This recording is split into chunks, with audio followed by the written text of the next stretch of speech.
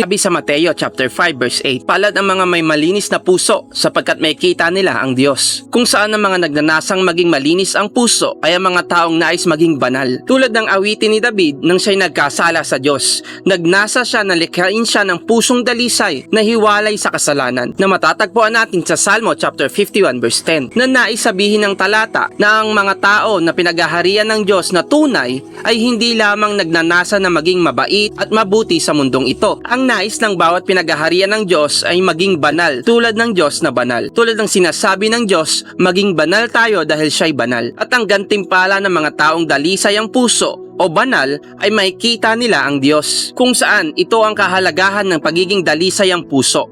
Walang papunta sa langit na hindi dalisay ang puso o ang ibig sabihin ay banal. Dahil sa ating panahon, maraming tao ang iniisip na nais nilang maging mayaman, sikat, makapangyarihan o magaling sa anumang larangan. Ngunit madalang sa tao ang nagnanasa na maging banal siya sa mundong ito. Tandaan natin, ang pagnanasa sa pagiging isang dalisay na puso ay katumbas ng pagiging banal sa mundong ito. Ang gantimpala ng isang banal na tao ay ang mismong banal na Diyos. At ito ang isa sa mga tatak ng pagiging isang taong pinaghaharian ng Diyos sa mundong ito. Sila'y dalisay ang puso at nais maging banal sa mundong ito. Kaya pilitin nating maging banal tulad ng sinasabi sa